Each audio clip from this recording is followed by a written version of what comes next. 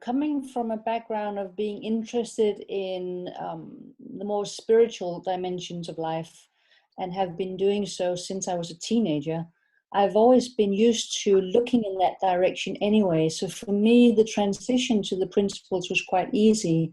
In fact, I felt in the beginning that I was looking for somebody who had more the spiritual way of looking at the principles than the trainers that I came across in the beginning.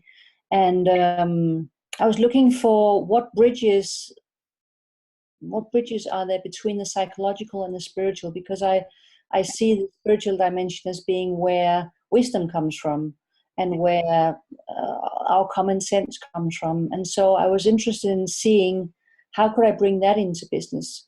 And as I was already dabbling in the sort of soft areas with emotional intelligence, which of course lies in psychological, it wasn't that big a shift for me. Although I still use many of the tools and techniques that I used to do, but I frame it differently now. Well, that's interesting. So tell me a bit more about that, how you might frame the tools and techniques that you traditionally used in the language of the three principles. Usually since coming across the principles, I've changed all of my seminars, especially in the beginning of the seminar, where I sort of lay the foundation and start speaking about where all the experience comes from. And intuitively, when I ask people, well, where do you think experiences come from? How much do you think comes from outside of yourself, and how much do you think that you're creating? And intuitively, people say 40, 50, 60, 80, or 90% is coming from the inside. And so this is people with no reference to the principles. This is just intuitively what they say.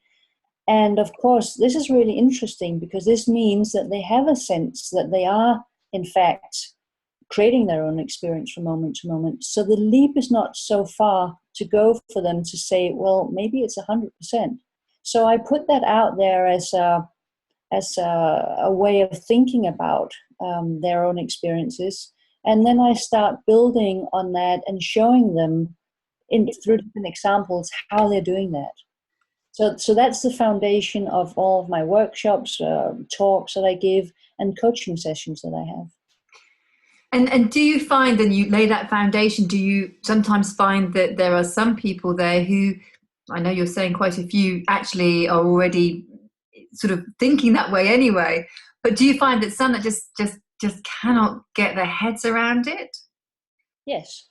And how do you deal with that? I keep coming up with examples and stories, and I help them find stories from their own life where they suddenly see it. It can be something like just asking the questions, who in this group, are there anybody afraid of flying? And somebody would say yes, and somebody says no. And I say, so the ones who are, what are you thinking? And then the ones who are not afraid, what are you thinking? And so it's a very simple example of how your thinking is creating the film that you're playing in your mind is creating a horror movie for some people, and for other people they're just thinking about the flight and whether they're going on a holiday and having a relaxing time and reading a book. So I used very simple and ordinary examples that everybody can relate to. I really try to keep it as simple as possible and helpful as possible. And what about your one-to-one coaching now? I know that you were saying that you've always been interested in this spiritual aspect. Have you noticed, though, that you've shifted the way that you coach? And if so, what's the shift?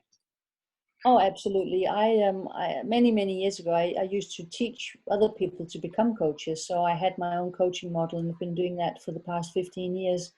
But the past couple of years, I don't use any models at all. In fact, I always start the first coaching session by saying to the client that we can look at each challenge that they have one at a time, or I can just teach them where their experience is coming from or point them in that direction. And the solutions to all of their challenges will come from themselves.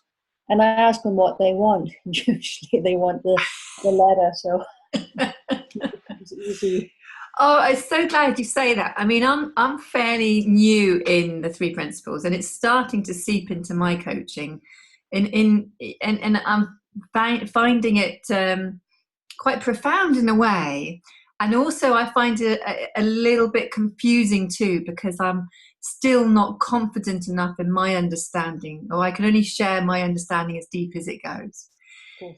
So I'm kind of curious, if somebody were to say to you, actually, I want to look at all these, you know, I'm not interested in the root problem, but I want to look at all these different things. That's what I think is what I want for coaching. Would you coach them still? Or would you maybe think, well, that's not somebody for me to coach?